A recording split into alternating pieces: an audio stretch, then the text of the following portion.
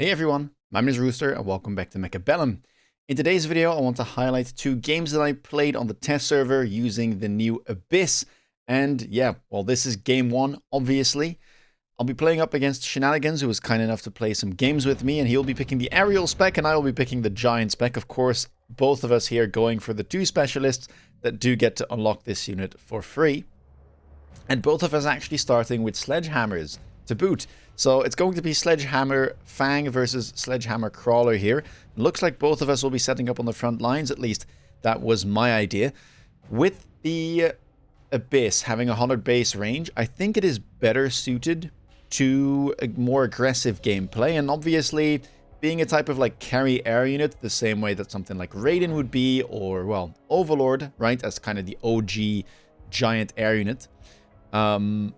I think pairing it up with something like Sledgehammer or something of the sort, right? Fire Badger makes a lot of sense. Even Hound in certain scenarios might be able to work, but that was what I was going for, and I'm sure that was what Shenanigans was going for as well. He'll be going for another Sledgehammer here for going a deployment, but that might give him an edge. I mean, it probably does, to be fair, adding another Sledgehammer here to the board, and I'm being a bit more greedy about this, just going for double Fang instead. I'm setting up kind of in the middle. What I wanted to try out was the disintegration tech that like blasts the ground beneath the Abyss in a 200 meter radius and creates this like shockwave that, just like Ionize, does 50% of the current HP of any unit it touches. And I thought, well, best way to do that is make optimal use of the radius, of course, and kind of, well, have it create a shockwave from the middle of the board. That was the idea here. So Fang up front, one Fang in the back to kind of try and defend against potential future air flanks. But it does indeed look like the Sledgehammers here on the right side are going to be a bit too much for me to deal with, and Shenanigans will be coming out ahead. Of course, we want to play Abyss here, but if we fall too far behind in the Sledgehammer game, maybe we'll get into some trouble. Although I say that, it seems like Abyss is awfully good at dealing with things like sledges, as, well, as you might know, the beam is a sweeping beam, just like Ion Beam, and that means it does pretty well against these type of mid-sized units set up in this type of a line. Now, round number 2 here, Wasp Swarm shows up. I had two things in mind. Either I thought maybe I just buy double Sledgehammer to try and get ahead of my opponent. But I also thought, well, if I can get a debuff here, I'll basically get the same thing. And so instead I end up going for a Wasp, and I'm still going to be able to buy at least one Sledgehammer and one Fang. You'll see that I set up the Sledgehammer here without the spacing. Reason for that is I wanted it to be right in front of this Fang pack, so it gets to efficiently chaff clear that side of the board. I do have a Fang here on the left, so I was trying to play around the potential Wasp Swarm in my backline, and I thought, well, the most likely spot it would show up is here on the right side, so that's where I put a missile. Opponent goes for double crawlers from the looks of it, and that will be able to distract my Wasps. His Wasp Swarm was put defensively, splits up, but it looks like my Wasps here are a bit distracted. I don't know if they will turn around. If they would win, but no, they're too distracted here, shooting at those Sledgehammers, and it looks like I'll be losing the air fight after all. Maybe this Fang pack can do something. I don't know if we actually are winning the sledge fight. I mean, I sure hope so, with the help of those Wasps, but man, the whole pack there is still alive for my opponent. Fangs are doing a decent job, I will say, but their numbers are starting to dwindle, and yeah, the Wasps will actually win out there and finish up the final Sledgehammers. Close round, but we do end up losing there, and the opponent picks up a level on his Sledgehammer. Could be problematic. Round number 4. Lots of chaff clear available. Raiden and Fortress 2, but I don't think Raiden or Fortress are very good into Abyss, and of course that's what both of us were trying to play, and well, I think both of us knew at this point. So I think it's better to consider something like chaff clear. Now, Arclights are arguably better against something like Abyss, because like Fire Badger is the same as Sledge and comes in this, you know, line of units. But the benefit of the Fire Badger is, one, it's worth more there, so if I want to sell it, I'll get more out of it. And two, it is good against something like Fangs. And I think that is a weakness of Abyss, right? Abyss actually can't clear Shielded Fangs very well at all.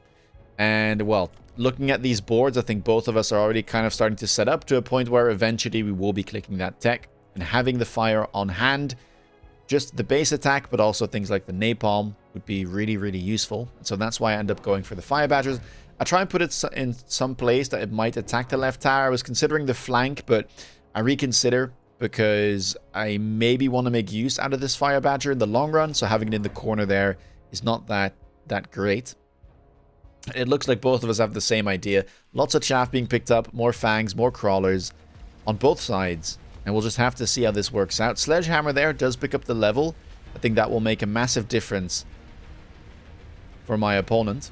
Left side, Fire Badgers are locked onto one another, but it looks like we're managing to splash onto two of those Fire Badgers. So it looks like we will be winning out on the left.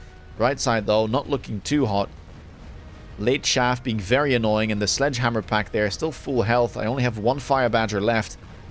It looks like, again, this will be a marginal win for Shenanigans. We'll grab my tower. My Fire Badger will die. And with only 2 level 1 Sledgehammers left and a pack of Steeled Fangs, that is not going to be enough.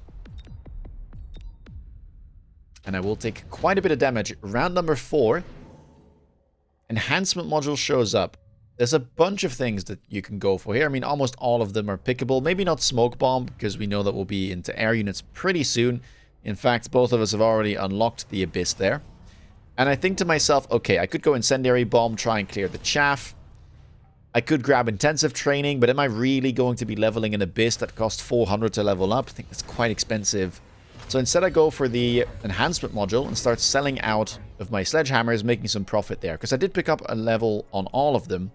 And there's no point trying to play both Sledgehammer and Fire Badger, right? I'm thinking about the eventual problem of Shielded Fang, and the way that I solve that is not through Sledgehammers, it'll be through Fire Badger. So if I want to get out of Sledgehammer anyway, I better make some profit off of it, and, well, it'll help fuel my army of Abyss.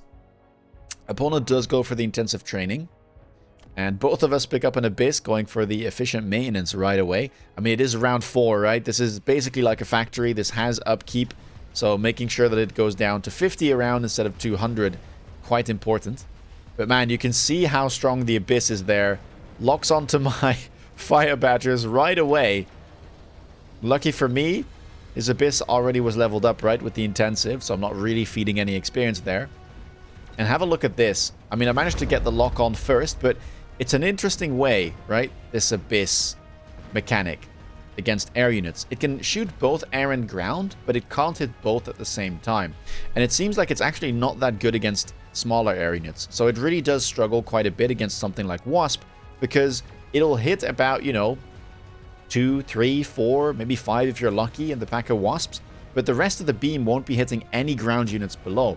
So you really got to make sure that it's paired up with some decent chaff clear and, well, potentially Wasp clear, so that it doesn't get stuck too much. And there's no way to fix this, by the way. It's not as if, like, you can somehow have it shoot an air unit very close and the beam continues and shoots ground. It's either ground or it's air. Well, Abyss here will be cleaning up, and those are level 2 Sledgehammers, and we will manage to level up. So that's very fortunate there, because our opponent, of course, had the level from the Intensive, and don't really want to fall behind that much in the mirror.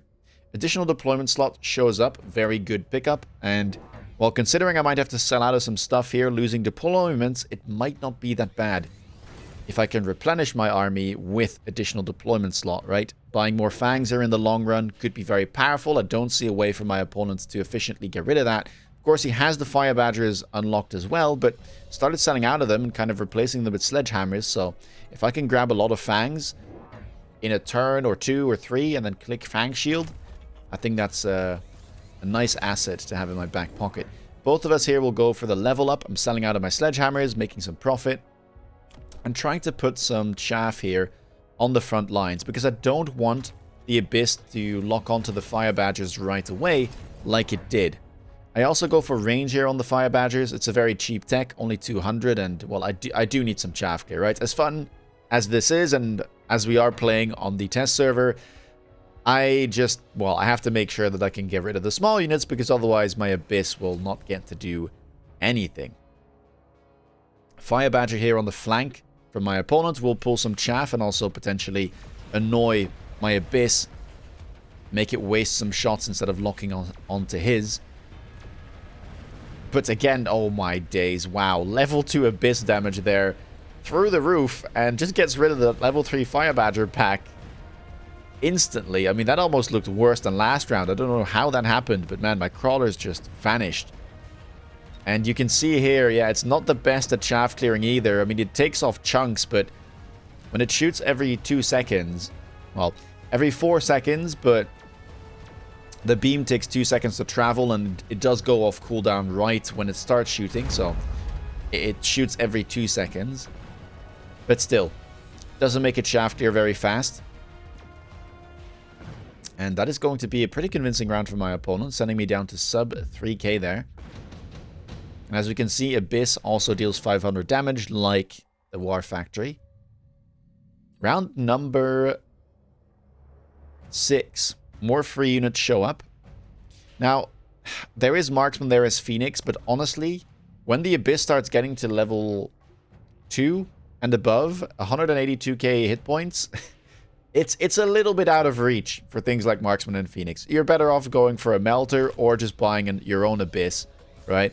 And having them duel it out. So instead I go for the Arc Lights here, just trying to add a little bit more chaff clear in between the Fire Badgers, because, well, as I could see, and as you guys could see, the Fire Badgers were dying pretty fast. And even though they are better suited at dealing with Fangs, well, you know, if they're all dead, I'd rather have a backline of Arc Lights at least doing something, rather than having no more Fire Badgers that do, well, nothing, of course. Oil here picked up by me, trying to set that on fire. I was thinking of the eventual napalm, because that lingering fire would help me chaff clear even after I lose my Fire Badgers. But for now, the oil is going to be a cheap option. I'm trying to use it here on the left side so that I can lock onto his biggest Abyss. He does pick up a level yet again, but he doesn't have the money to grab the level, as he picked up range. I haven't. We do have 2 Abysses each now, but he's ahead on the techs. Wasps, both of us here, put in the backline, and you'll be able to see what I mean, right? You can have a quick look here at how the targeting works. But it's really not ideal. It's really not ideal. You can see now my Abyss starts to lock on. Kills, what, 2, 3 Wasps? I mean, luckily mine there are moving in to help. And you can see it here too. Well, my level 2 Abyss goes down. There's 1, 2, 3, 4, 5, 6 Wasps. 2 go down on that one. Another shot needed there from my opponent's second Abyss, and yeah, it's just, it really isn't suited at dealing with Wasps. Looks like we will be getting out ahead though. And yeah, the range here, it's definitely one of the best techs in the mirror, but doesn't seem to matter too much, as we do find ourselves in a headbutt, and well, both of us are mainly still struggling with chaff clear, and seems like I was the one that got rid of his units first, and so I get the lock-ons despite being down in range. And I do grab a level on my other Abyss there. Electromagnetic Impact shows up. I mean, cheap pickup. And just makes sense here to get rid of a tech on one of our Abysses. I wonder if my opponent could have hit both. Although I guess he wants to... Well, actually, I don't know. I think he might have been able to. But this is safe, so I get it. Currently, I didn't have any techs, though, that were worth disabling, apart from maybe range on the Arcs and the Fire Badgers. And speaking of Fire Badgers, I decided to sell out of it. One of the reasons for that was I didn't want my opponent to go for oil, which he does, and set it on fire with my own Fire Badger, but he happens to have one in the flank, of course, so he didn't need that one. Also, I wanted to make some money there, kind of transitioning the enhancement module, and eventually I'll be able to buy back level 1 Fire Badgers. I don't really need them to be level 3, because as you see, or as you could see, the high level Abysses were just killing them no matter the level. And, well, level 1 Fire Badger is plenty to deal with level 1 Fang. Now here I decided to go for the Disintegration tech, which arguably is the coolest tech, or arguably, maybe it's just factually the coolest tech on the Abyss. It's not very good though. Like, spoilers, it's not very good. What it does is every 30 seconds, it basically shoots a ray right beneath it into the ground, and the shockwave it creates with a 200-meter radius will burn or deal damage to whatever enemy it hits and shave off 50% of their current HP, kind of the way Ionize works. It is a very, very cool animation. I mean, look at that. The charge up, the blast, the shockwave. There it goes. But yeah, it's not very effective. It's not that effective. You can see here the sledgehammer gets hit, got hit twice, went down to 50% hit points, and then of course 25% hit points after that. But you still need to finish off your targets. Now, some way, somehow, we still managed to win because our chaff killer, I believe, is better, and we used... Oh, we didn't even use the oil. But yeah, in an Abyss mirror, this tech is really not useful at all. The chaff that you hit also gets, you know, put down to 50% hit points. It doesn't die. So it's not that useful. But it does look cool, and we managed to win a round. So honestly, worth it, I think. I am loaning here, temp range picked up. I will eventually try to get into range enhancement because I think it's somewhat important, but for now it seemed like I'm doing fine, and I still think I have the upper hand in terms of chaff clear. Opponent last round, I believe, picked up mechanical rage, trying to chaff clear a bit faster, but he really can't keep up, I don't think, with my fire badgers if I get more of them, because currently we're down to only one. And well, I did pick up that arclight drop earlier on and went for range, but I'm starting to sell out of everything that was working. So yeah, I'm buying back some level 1 fire badgers here and just kind of spacing them out evenly across the field. Opponent picked up the immobilized battleship there. I didn't really want to play around it, even though I knew it was a potential pickup. I could have, I guess, mobile beaconed an Abyss back, but I didn't really care too much. I had 2,500 hit points and didn't feel like I was in too much trouble, even if this happened to go through, which likely it will. Now, opponent here loaning as well has the temp range. Level 4 Abyss, meanwhile. So he is up a level on my highest one, but I have one more level 2 Abyss. And yeah, boat here will get distracted a little bit, but should eventually turn its attention to my towers. Question is, how much can we do? Fire badgers here doing an okay job. Some of them still alive in the corners and in the middle. But it looks like right side we're having a little bit of trouble. And yeah, level 2 tower there will eventually fall to that overlord. And man, I mean, just look at that. Like, how is that not, you know, we can't say that's not worth it. But at the same time, those fire badgers, or the fire badgers, the enemy fangs through the shield that my opponent picked up are, yeah, they're still alive. And that will end up in a round loss for me. Now, whether that was because of the boat or the shielded fang, probably a combination of the two, but I still didn't think this looked too bad.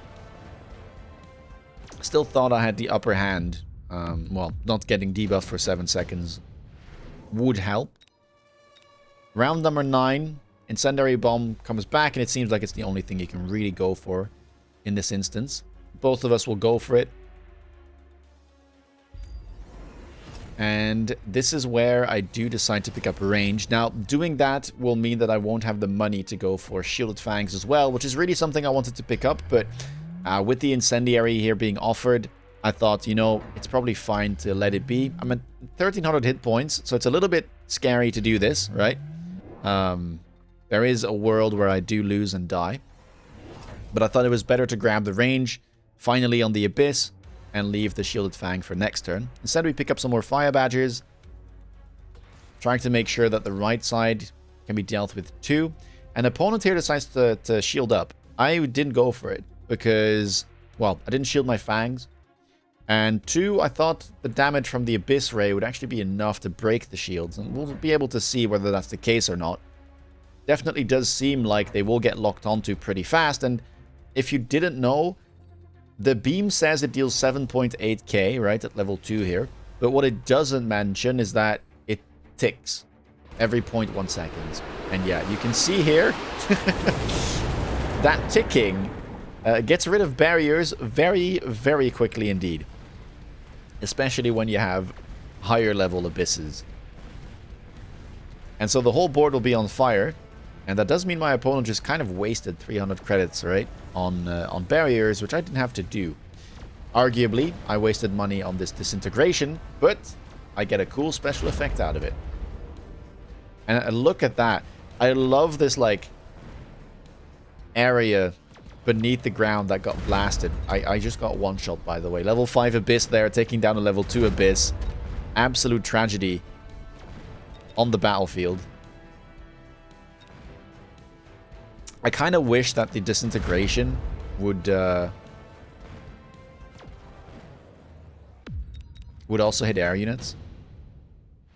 Because if it did, it would be a good tech against enemy Abyss, right? But sadly, it doesn't. Round number 10. Third rotation of free units appears. And I decided to pick up the marksman there. Could have gone for, I guess, Mustangs as well as the safer option. But I thought, you know, 3 level 4 marksmen.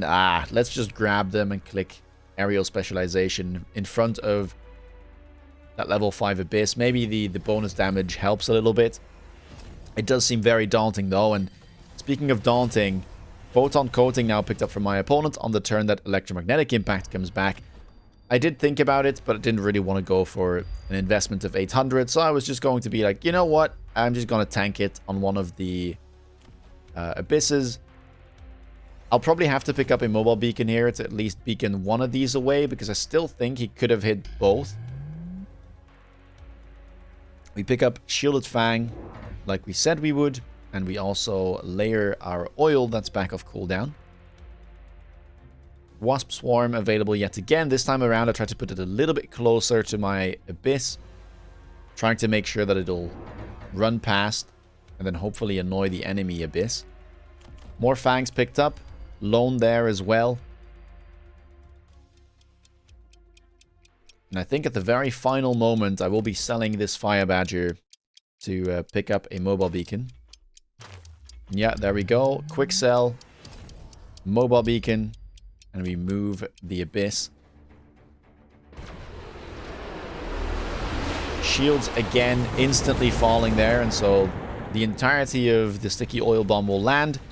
Right side will be on fire. I also went for Napalm, which will create this screen on the left side.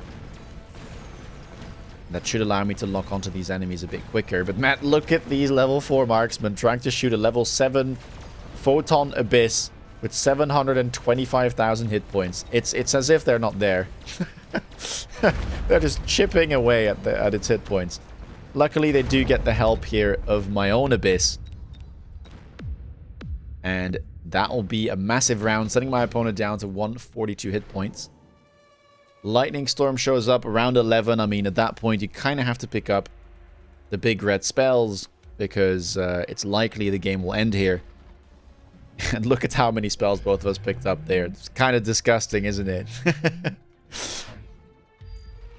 Apologies for that one. Opponents went for Sticky Oil Bomb, which is now back off cooldown for them. And I tried to put down some shields this time around. Also trying to just protect some of my units from the Lightning Storm. But I make sure that they're a little bit further back, right? This will mean that it's, well, the oil will mostly land, but at least it would prevent like a further back oil from landing, and it still like will protect against potential, well, storms. And at the very least, the shield won't break immediately. Which again here, opponent shields all the way up front. I think this will just like lock on instantly, right? And break the shields at the start of combat. At this point, all I'm doing is just leveling up my Abysses. I have a level 4, 2 level 3s, and then picking up more Fangs. It's very disgusting, but if your opponent has a very weak board to it, I think it's the best thing to do. Does go for the range of the HE on his Mustangs that he picked up from the unit drop, but not sure that'll be enough. We'll have to see. Managed to get an early lock on again to that high level Abyss. Level 7. Did not quite get to level 9 yet, but a very scary sight nonetheless. A disintegration beam. There it goes. And it does seem like shields will block that, by the way.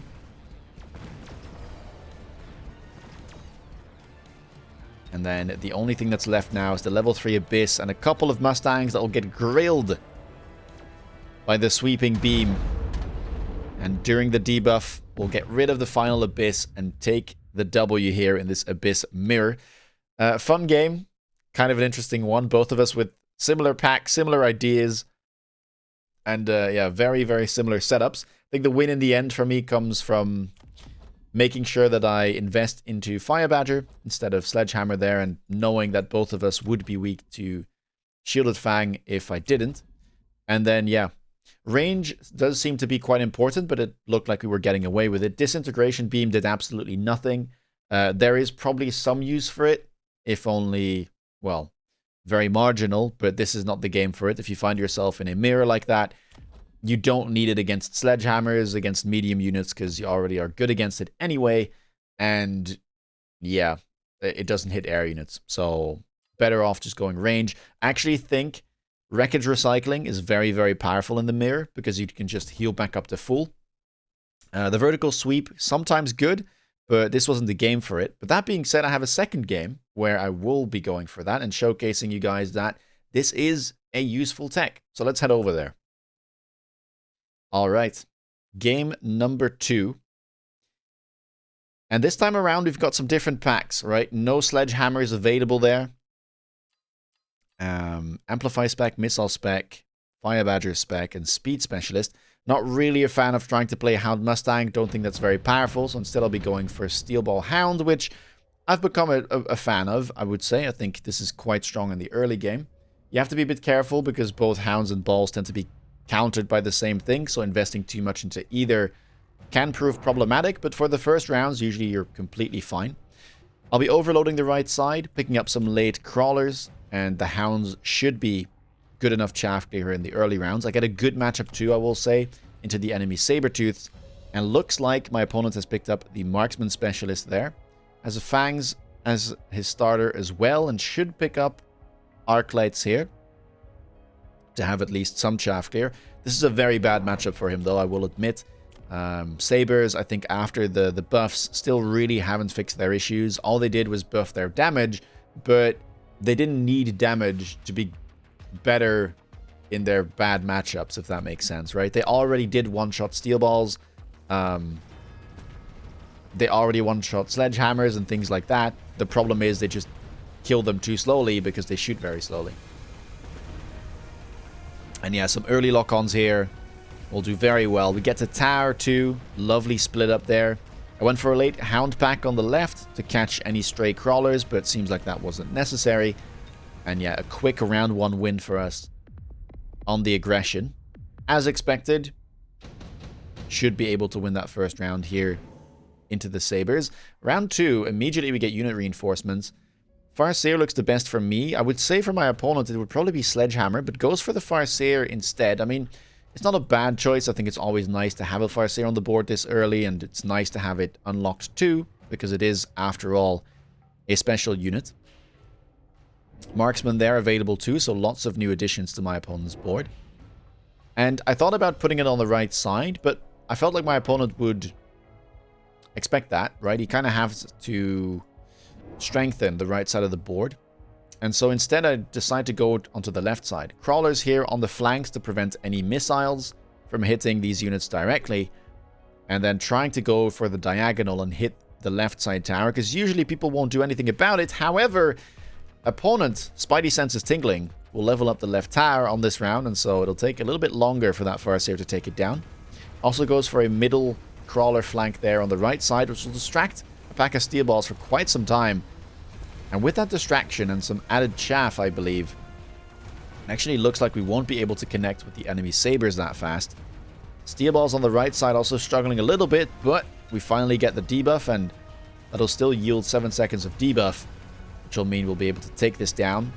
Steel Balls there have picked up enough to level, which should be quite useful.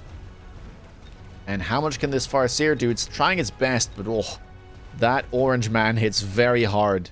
And so round 2 will immediately go back to shenanigans. But I picked up a Steel Ball level, and I now get access to my Fire Badger. Heavy armor available. Amazing pickup. Don't really have to think about that too long. One of the best early game items you can get on leveled Steel Balls, so that's what we'll be using them for. Opponent goes for it as well. Picks up another Saber onto the left side, and this is kind of what I was expecting, which is why what you'll see me do is sell out of my Farseer on the left side and kind of say, well, you're probably going to answer left, which he does, with 2 deployments, Arclight Saber, and I'm not really too interested in that. It's a level tower too, I would need to add Steel Balls. I kind of want to focus my attention back on the right side, now that I'm expecting you to, well, use a turn to kind of defend the left. Steel Ball, level up like we said. Fire Badger will go on the top right flank, which should pull all of these fangs and also annoy the Farseer. Important to add a crawler here because Farseer is very good against things like Fire Badgers and Sledgehammers, but it's not that great at dealing with chaff quickly. A rapid little mobile beacon should allow us to get into tower. An opponent tries to pull away my units, but, well, the mobile beacon will prevent that. I do add an arc light back there because don't want to end up losing my tower to some late crawlers. And yeah, we level up the left tower just like our opponent did. And we're kind of saying, well, enjoy the left side of the board. I'm not interested in that right now. More crawlers picked up. And some hound levels too. And then finally I go for defense enhancement. Nice thing about level 2 hounds is they will one-shot crawlers. Now my opponent doesn't have any just yet. But if anything, it'll also allow them to survive a bit longer if the arc lights happen to shoot at them. So I don't think it's a bad investment. Level 2 hound just overall seems like a pretty important power spike for them if they are a big source of chaff clear for you, which they are. Steel Balls will just power through easily from the looks of it. And that's going to be a lot of experience going over to them. Not sure if the kill there actually went over to the Steel Balls. I think a hound might have yoinked that away from them. But they're getting close to leveling again. And, well, a level 3 Steel Ball pack this early on with a heavy armor is quite problematic to deal with, to say the least. Of course, you'll say, but Rooster, where on earth is your Abyss? We want Abyss. It's coming. Don't worry. But I was trying to have a bit of a more normal game, right? Of course, last game, both of us were trying to get to Abyss very quickly. This game, I wanted to kind of poke and prod, right? I wanted to end up in a situation where either of us goes Abyss. So I wanted to see if my opponent wanted to go for it. And if not, then I wanted to get into it. But I didn't want to end up in like some, you know, absolutely crazy Abyss mirror again. Because I don't think that's completely realistic. I wanted to try and test it in a more realistic environment. Where I'm playing a Steel Ball, aggro type of game. And seeing if I could fit an Abyss in eventually. For now, we're just going to go for more hounds to try and chaff clear and try to push the left side because I was expecting my opponent to try and go back to the right side of the board, which they do because they have to answer my leveled Steel Ball pack, which they will do with a Scorpion there. That's why I'm now attacking the left side. Steel Balls should be able to take down this tower, hopefully, and the hound was there just in case there was some chaff in the way. EMP, though, picked up very early for my opponent. It's a rather expensive spell, but it seems like they have the money still to sell out of a Saber, purchase the Scorpion, and go for range on the arc lights. I went for range on my Steel Balls because I think it's one of the best techs, obviously, on them. And it seemed like they were doing a lot. With my opponent already having Farseer, they had triple Sabertooth. I think Steel Balls were a nice answer. And also Steel Balls now added there on the flank, have spawned in, have locked on, and that should allow us to get to that right tower. Left side doesn't seem like it quite managed to lock onto the tower, so a little bit sad about that, but right side is doing strong, and man, yeah, heavy armor Steel Balls, so good. They tanked so many shots there from the level 1 Scorpion that was unable to deal with them, which normally it can one-shot level 2 Steel Balls. And we're coming out ahead yet again. Now we enter round number 5. Subsidized Crawler available. I briefly considered it because I did have some Crawler levels, but into Arclight. Didn't feel like I was getting a lot of value out of that. And yeah, Ion Blast was shown too. And it just seems like it just is a very powerful spell. It's cheap. It has a low cooldown of only 3 rounds. No reason not to pick it up here. And we'll be trying that on the right side. More crawlers picked up here on the flank, because obviously I didn't want my opponent to instantly missile or lock onto these Steel Balls on the flank. Level 3 Steel Balls with the heavy armor now. I do pick up that level.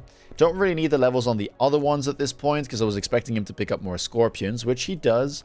One on the flank back there too, but I think he needs to add an arc or something. Or I guess he could missile the crawlers as well, but it's going to take a while to take these down, and well, if the Steel Balls ever lock on to the Scorpion, that might be very problematic for my opponent. Also add another hound here to the flank because there is a crawler there in front. Okay, well, I didn't know about this one, but I was, I think, trying to target the fangs. And just adding some more chaff clear on the underside of the steel balls. Hound levels picked up as well. And this time around, opponent going for a mobile beacon into the steel balls, which will have a different effect. Because now my steel balls will have to turn around and get delayed somewhat. But it does, well, one of our steel balls is being an assassin. I guess he doesn't really need to be, as the Scorpion there dies to the Ion Blast. Pretty good one too, managing to hit the Sabertooth on the backswing. And yeah, steel balls during debuff, managing to lock onto that newly added Scorpion in the backline, and another convincing round there. Even managing to pick up some missiles. And that is looking mighty fine. It's not often that your steel balls pull this off, but if you manage to get an early level and a nice item and some good positioning, you can even win into Scorpion. Scorpion just is very, very limited or held back by its long reload time. So if you can make sure that it, you know, can't hit the correct targets, or it has too many targets to shoot at, it often can't perform that well. Round number 6, we had more free units there. Wraith picked up from my opponent. I didn't really want to go for it because my opponent already had a marksman, and well, I felt like my chaff there was alright so far. Instead, I just go for the phantoms, which I thought were way more annoying for my opponent to deal with. And we're going to be stacking them on the left side. This is really a game that showcases you how to play around the different sides of the board and kind of how to play around your expectations, right, from what your opponent is going to do. If you're winning the right side, then your opponent needs to do something about that, because if they don't, they'll simply lose again. So oftentimes people will, you know, put stuff on the side that they just lost, which means that it opens up, potentially, the other side of the map. And if you can play around that effectively, you can pick up round after round after round, and both of your aggressive sides will be getting experience from that because you're winning rounds, and that'll just kind of make your whole board better, right? Wraith there on the flank to deal with the chaff. That'll be annoying for me to get rid of. I mean, well, I don't think I'll be adding anything to that flank to be able to deal with the Wraith, but we've at least got some stalling power there. We might have to sell out of the steel balls here at some point. But for now, everything's looking kind of fine. Pretty good missile there from my opponent. Realizes that those level 3 hounds are actually doing quite a good job at chaff clearing. So it gets rid of them with a missile. But yeah, the left side is quite understaffed. And it looks like those Scorpions still aren't shooting at the right targets. Finally, they start shooting at the level 3 balls. But yeah, they've got a heavy armor buddy, and that's not going to be quite enough to take them down. Meanwhile, left side, steel balls, hounds, and phantoms. Pushing in, get the tower. Right side tower falls as well. And that is just going to be way too much debuff to deal with. Wraith, though, looks like it will clean up at least some of the steel balls, but with still 6 phantoms left alive, we have absolutely no trouble taking that down. And keep in mind, last round, I did actually save up money and already unlock the Abyss because that's what I wanted to play. And I thought to myself, well, this seems like the absolute perfect opportunity to try out that vertical sweep tech, which increases the Abyss's attack by 30% and makes the laser sweep vertically instead of horizontally. And if I line it up correctly, I should be able to hit the sledgehammer pack and maybe, just maybe, even hit the tower behind. It is possible, but it is kind of hard to pull off. I think I might need range to be able to make that work. We'll have to see.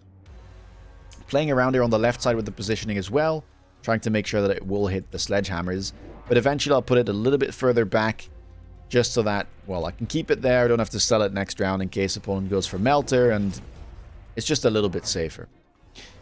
Right side I did have to sell a steel ball, but it wasn't doing too much anyway, and this allows me to get better positioning. Opponent will put crawlers on the front lines though. So yeah, that way we won't be sniping the towers. And we get a rhino drop now, which was available. I tried to play around a potential rhino drop from my opponent.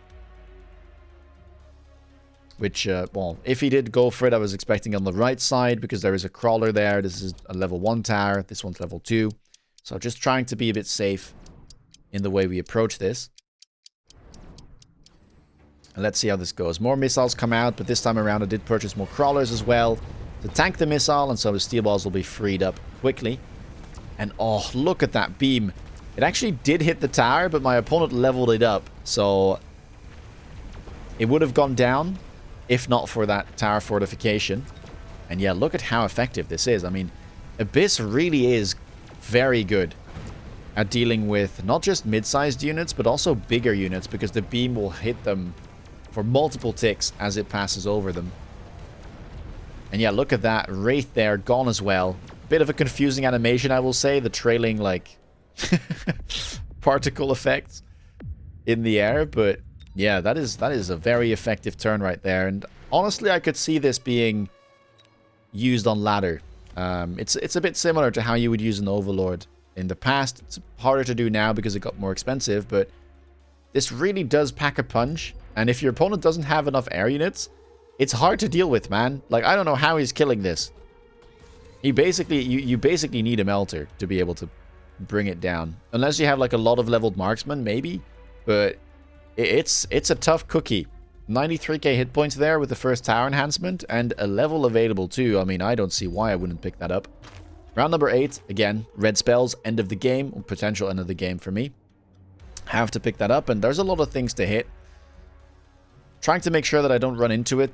Shouldn't need to. All of these units should die. I say that. Scorpion doesn't quite, but well, 4k hit points of difference shouldn't matter too much. And so I try to move to the left side, but I do get nuked over there. Nice thing is, even level 1 Abyss can tank. And this is why I pick up another tech that we haven't seen yet, Wreckage Recycling.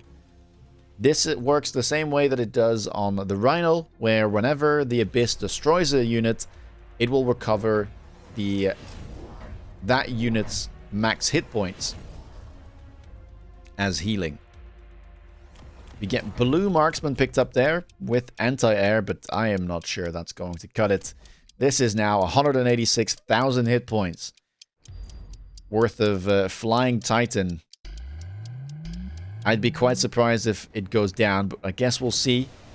Nuke on the left side does look quite good, but as we saw before, Abyss versus Shield is a matchup I quite like.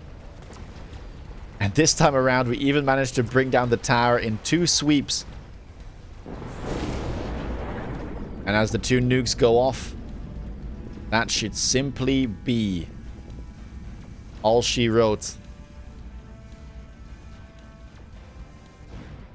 And we will be taking the W there on round number 8. This game felt, honestly, like something I would play on ladder, right? The last one was a bit memey, bit, you know, test servery, both of us going for a mirror, although it might happen too, but this felt like an addition to a board that I could see myself playing, right?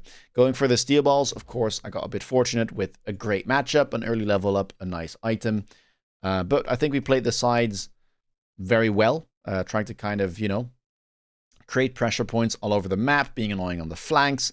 And yeah, eventually opponent there goes for Scorpion, goes for Sledgehammer, and that kind of cues in the Abyss, which is very, very powerful against mid-sized units, very powerful against these type of ground units as well, right? Scorpion historically has been really bad against things like Overlord-based boards, and that was kind of the go-to if you happen to go like Typhoon Boats, which is why that was strong for a while. Got nerfed, but maybe now it's the Abyss's time to shine. Who knows? I didn't really have too much chaff clear, but honestly, with the leveled hounds, you do kind of fine. And yeah, we were able to pressure our opponent and take them down in 8 rounds. Very excited for this unit to come out and play with it on live servers. If you like this video, please leave a like and let me know down below what you think of it. Are you as excited for it as I am? Do you think it's a mistake? What techs do you want to run? What techs do you think are best? Let me know. If you want to stay up to date with latest content, please consider subscribing. And if you want to see me play live, check me out on Twitch. That being said, take care, guys, and see you in the next video. Bye-bye.